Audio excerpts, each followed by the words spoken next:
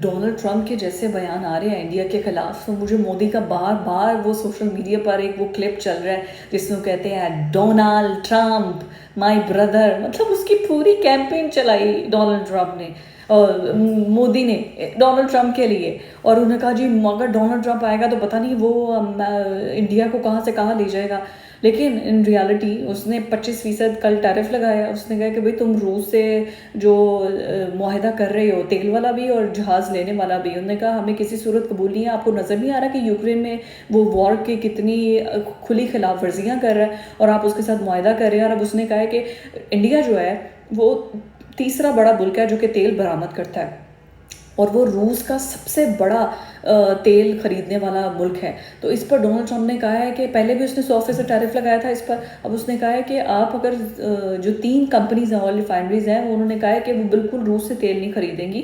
حالانکہ انڈین جو توانائی کی جو وزارت ہے وہ اس کے ذرائع ہیں وہ اس کو بالکل ڈینائی کر رہے ہیں، لیکن اس نے کہا کہ روس سے اب آپ تیل نہیں خریدیں گے. بلکہ مزے کی بات ہے انہوں نے پاکستان کے بارے میں کہا ہے کہ پاکستان کے اندر سے تیل نکلے گا، ہم اس کے ذخائر کو بڑھانے کے لیے مزید کام کریں گے.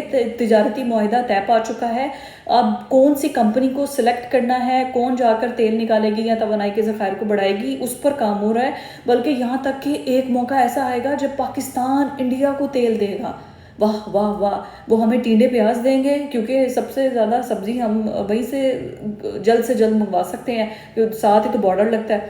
لیکن ہم ان کو تیل دیں گے. اور اس سے پہلے کیکڑا بند میں ایک پروجیکٹ آیا تھا عمران خان کے ٹائم پہ، اور اس کے بعد 2 مرتبہ وہاں پہ پتہ نہیں باہر کی کمپنیاں آئیں، ڈرلنگ سمندر کے اندر کی، اربوں پیسے لگائے گئے، ڈالرز لگے، اور پھر ان کو روک دیا گیا. پھر انہوں نے کہا نہیں ہمیں دوبارہ انڈیکیشنز ملی ہے.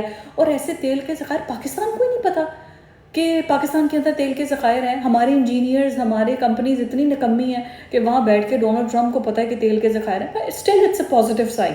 پاکستان کی اکانومی کے لیے بہت اچھا ہے کہ ایک سپر پاور پاکستان کی اکانومی کو بہتر بنانے کے لیے آئے گا. اب اس کا امپیکٹ لانگ ٹرم پاکستان کو بہت زیادہ ہوگا، اور اسپیشلی جو انڈیا کے اتنے اگینسٹ ہو گیا ہے ڈونلڈ ٹرمپ، اور پاکستان کے ساتھ وہ اتنی دوستیاں بڑھا رہا ہے، ہمیں سپورٹ ملے گی.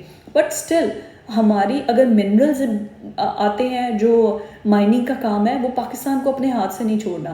وہاں پہ کوئی چائنیز کمپنی آ جائے یا کوئی امریکن کمپنیز آ جائے تو وہ کس حد تک انٹروین کر سکتی ہیں اس پر سوچنا ہوگا. ہمارے یہاں پر بھی بڑے ہنرمند اور بڑے تجربہ کار ہیں.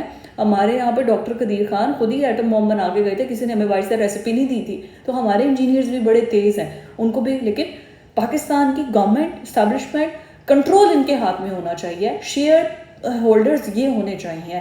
اس بیس پر آئی تھنک کوئی بھی ایگریمنٹ ہونا چاہیے.